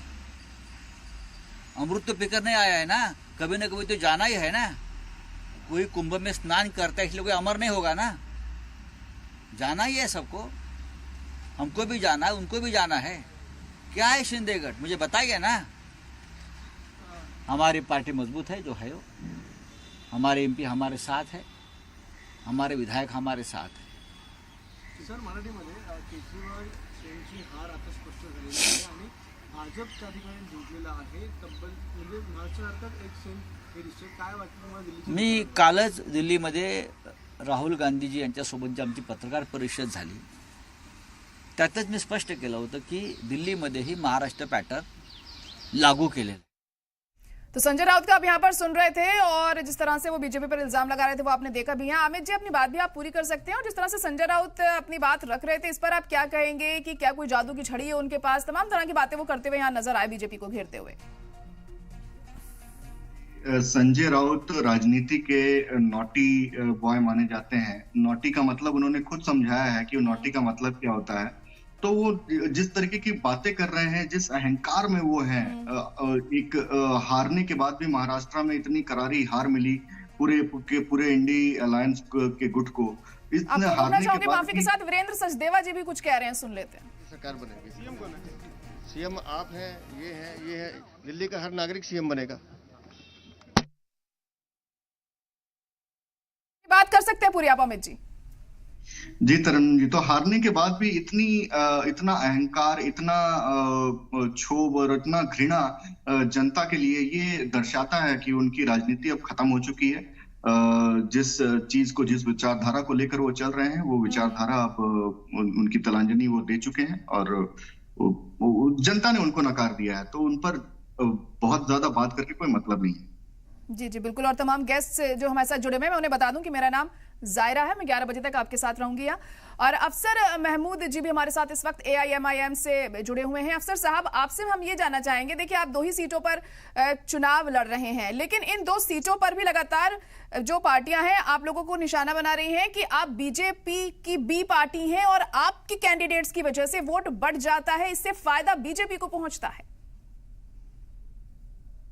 ठीक कह रही हैं। अभी 70 सीटों में हमने तो 2 सीट लड़ी है, अब बाकी की सीट को जो है आम आदमी पार्टी क्यों पिछड़ रही है?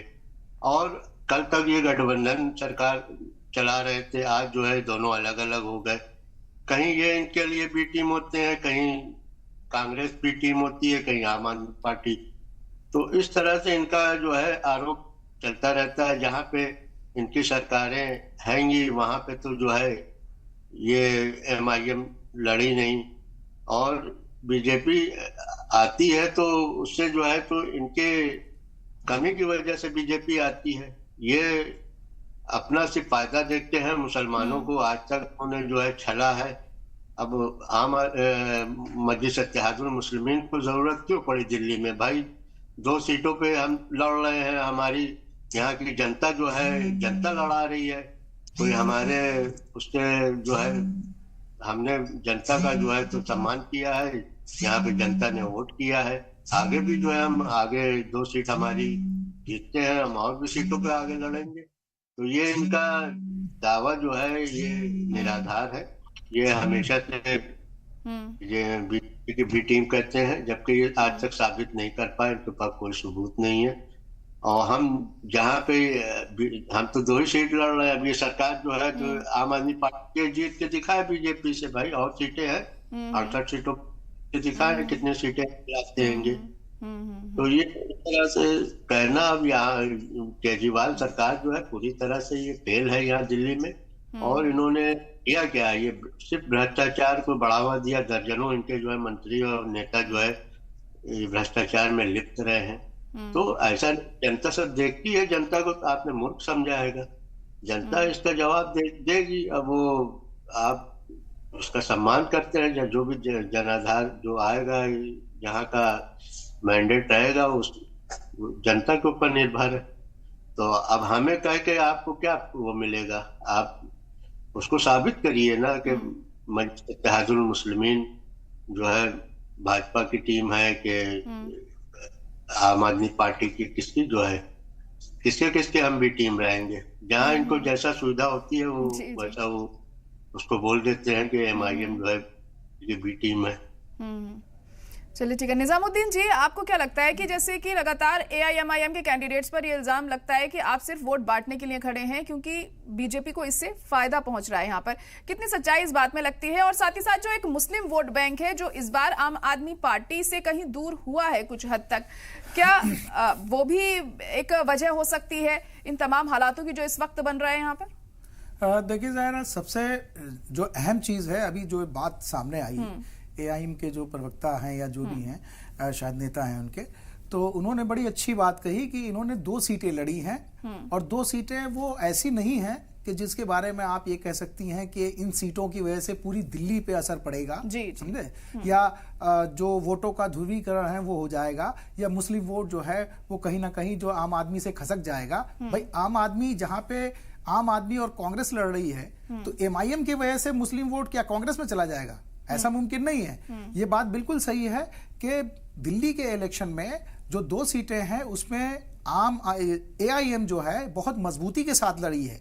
अभी जब रिजल्ट आएगा तब आप देखेंगी कि मुझे जो जानकारी मिली है और जो मैंने देखा है दोनों विधानसभा में, वहां पे एआईएम बहुत मजबूती के साथ लड़ी है और आम आदमी पार्टी के लिए ये खतरे की घंटी है कि आज अगर ये 2 सीटों पे इतनी मजबूती के साथ लड़े हैं तो कहीं ऐसा ना हो कि पूरा का पूरा मुस्लिम वोट जो है अगले इलेक्शन तक या और जो इलेक्शन होने वाले हैं उसमें हमसे हट छिटक के दूर चला जाए, कांग्रेस की तरफ चला जाए या एआईएम की तरफ चला जाए। तो सबसे पहले तो ये जो आरोप है ये बिल्कुल निराधार है एआईएम के ऊपर कि उन्होंने जो है वो 2 सीटें लड़ा के और पूरे दिल्ली में जो है मुसलमानों को नाराज कर दिया आम आदमी पार्टी से। आम आदमी पार्टी से अगर मुसलमान नाराज होके कांग्रेस की तरफ जा रहे हैं 68 सीटों पे, तो उसकी वजह सिर्फ ये है कि अरविंद केजरीवाल की जो अभी नीतियां रही हैं, खासकर आप देखेंगे कि इस इलेक्शन में अरविंद केजरीवाल किसी भी मुस्लिम बहुल क्षेत्र में प्रचार करने नहीं गए, तो इससे भी लोगों में एक नाराजगी पैदा हुई। ओखला के लोग खुद कह रहे थे कि आखिर क्या वजह है कि वो यहाँ नहीं आए, या तो यहाँ के लोगों की जरूरत नहीं है उनको, या फिर इनको बंधुआ मजदूर समझ लिया है इन्होंने कि जिसकी वजह से जितने भी मुस्लिम जो कॉन्स्टिट्यूंसी है वहां पे नहीं गए।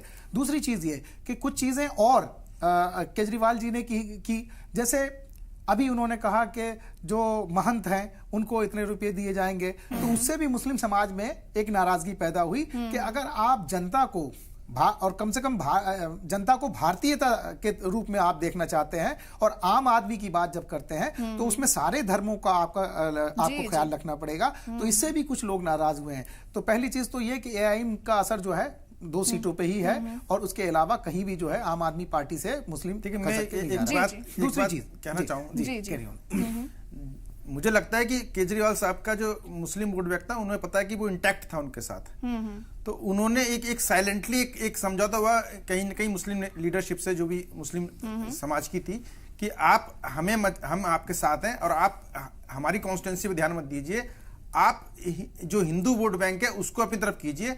इसलिए केजरीवाल साहब ने एक सॉफ्ट हिंदुत्व का एक चेहरा बनाया।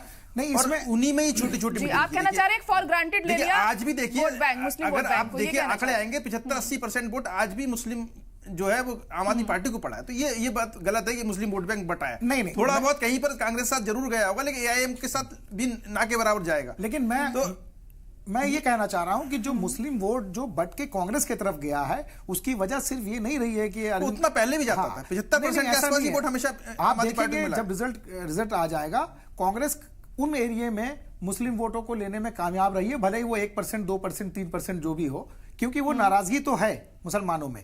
और अब वो नूरा कुश्ती यादें थी, वो नूरा कुश्ती यादें है। इस नाराजगी को खत्म करने के लिए जो मुस्लिम आपके कैंडिडेट थे मुस्लिम एरियाज में, उन्होंने बीजेपी का डर दिखाना शुरू किया। और ये आप मुस्तफाबाद में भी चले जाइए, आप ओखला में भी चले जाइए, जब उनको लगा कि मुस्लिम वोट हमसे छटक के कहीं जा रहा है, एआईएम की तरफ जा रहा है 2 सीटों में खासकर, तो उन्होंने जो है बीजेपी का डर दिखाना शुरू कर दिया।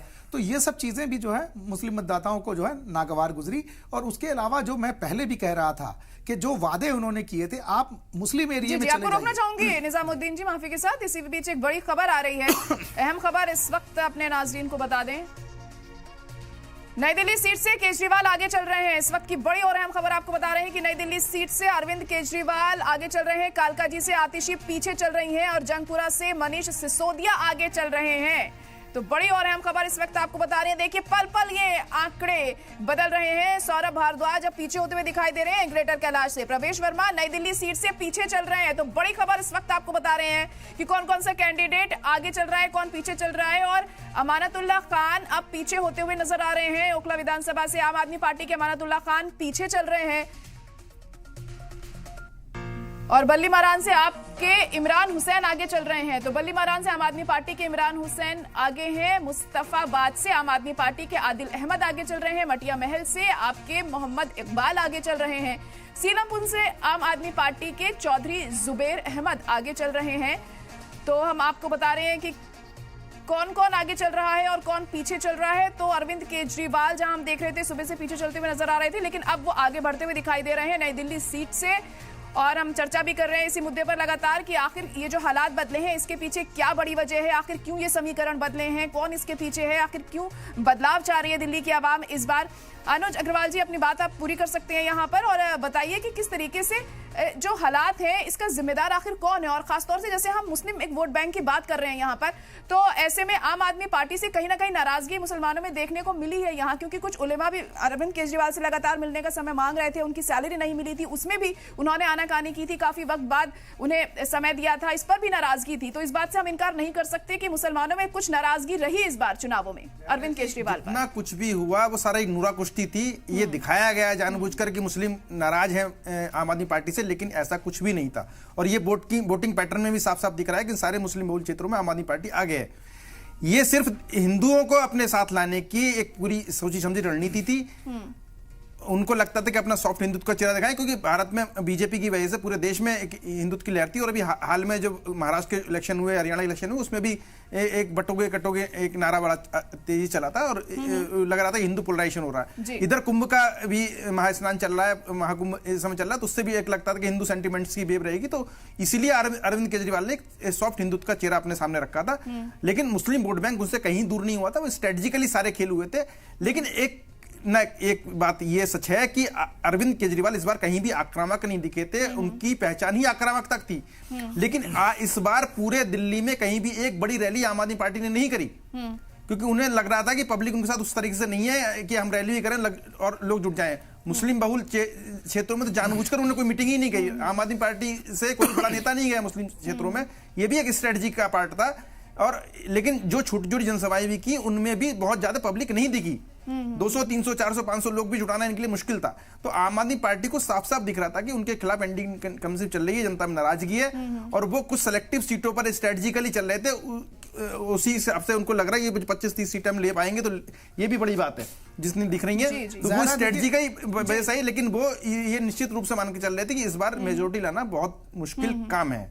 जी जी। और ये सारा खेल वही आउटपुट जो उनको पता था वही सामने आपके दिख भी रहा है। जी जी। कहीं निजामुद्दीन जी क्या कहना चाह रहे हैं? देखिए अभी हमारे मित्र कह रहे थे, हमारे दोस्त, कि मुस्लिम नाराज नहीं है, ये स्ट्रेटेजी का पार्ट था।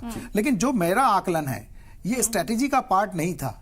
ये जो वादे अरविंद केजरीवाल ने किए थे पूरी दिल्ली की जनता के लिए, उसमें सारे चाहूंगे इस वक्त अलका लांबा कुछ कह रही है, सुन लेते हैं। घंटे में आ रही हूँ। मैं 5 बजे उठी थी, कालका जी मंदिर गई और मैं लगातार पहला जो 4 राउंड है पूरे करके मैं नाश्ते के लिए जा रही हूँ। 10:30 हो रहे, 11:30 वापस आ रहे हैं और 60,000 वोटों की गिनती बाकी है।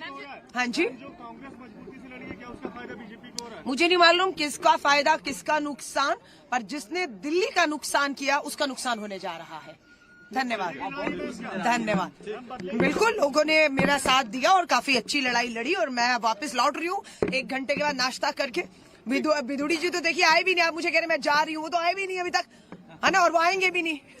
अलका लांबा है हमारे साथ आज तक पे। मैम लांबा यहाँ पर अपनी बात रख रही थी और कह रही थी कि हम आ रहे हैं, लेकिन अब देखिए नतीजे क्या होते हैं। निजामुद्दीन जी अपनी बात पूरी कर सकते हैं। हाँ, मैं ये कह रहा था कि जो मुस्लिम वोट है, अगर वो आम आदमी पार्टी के साथ जुड़ा रहता तो अभी आप देख रहे हैं कि ओखला में अमानतुल्लाह नहीं जीत रहे, दिल्ली में वो हिंदू बहुल क्षेत्रों में आ रहे हैं। नहीं, जो बीजेपी मैं आपसे बताना चाहूंगा कि 2.25 घंटे की काउंटिंग, 2.5 घंटे की काउंटिंग हो गई है, तो अब आप ये नहीं कह सकते कि इसमें आधी गिनती नहीं हुई है।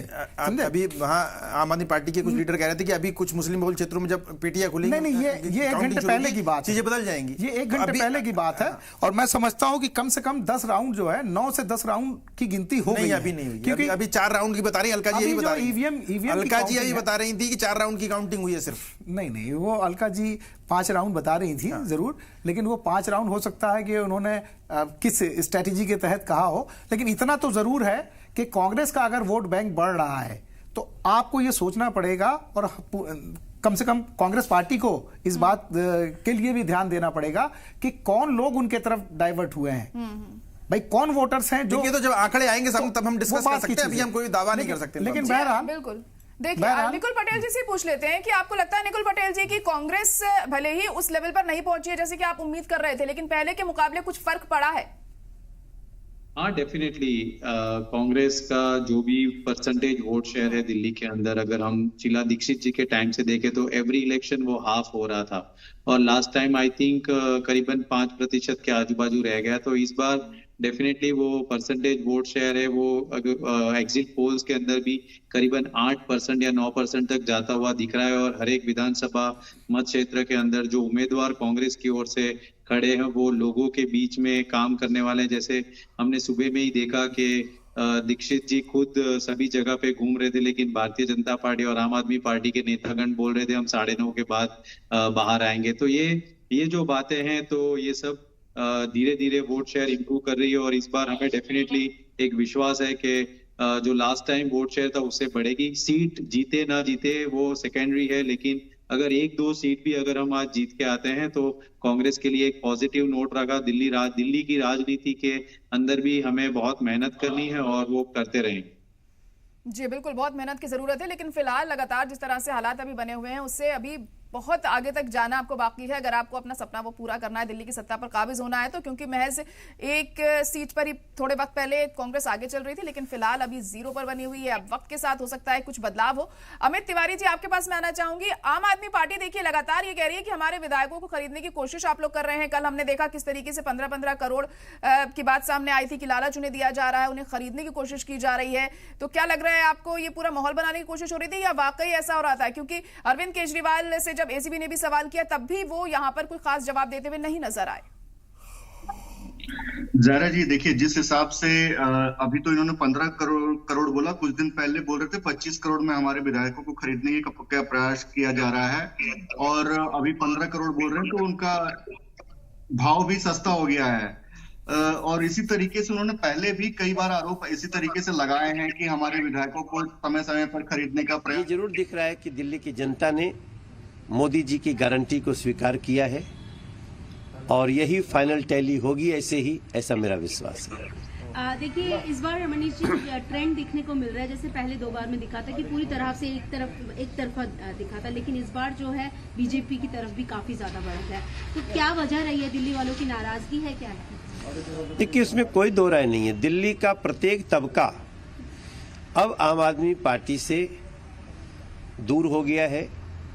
रुझान में वो दिख रहा है, एग्जिट पोल में भी दिख रहा था, और मुझे लगता है कि आज रिजल्ट वैसा ही होगा कि आम आदमी पार्टी ने जिस प्रकार से अकर्मण्यता दिखाई, जैसे उन्होंने जनता को तकलीफ दिया, स्वयं भ्रष्टाचार किया, शीश महल की प्रवृत्ति रही, तो आज जनता उसका रिजल्ट दे रही है, और मुझे पूरा विश्वास लगता है कि अंत तक ऐसे ही रिजल्ट आएगा। एक और जो चीज देखने को मिल रही है कि अभी तक कांग्रेस का कहीं अकाउंट खुलता हुआ नहीं दिख रहा है इस बार। नहीं, कांग्रेस अभी किसी तरह मुझे लगता है कि जो मैं वोट शेयर देख रहा हूं, तो लगता है कांग्रेस अपने भविष्य को लेकर के चिंतित दिख रही है, लेकिन खाता खोलने का तो मुझे भी कहीं से अंदेशा नहीं दिख रहा है। अमित तिवारी जी, अपनी बात पूरी कर सकते हैं। जी, मैं ये कह रहा था कि जिस हिसाब से अरविंद केजरीवाल ये आरोप लगा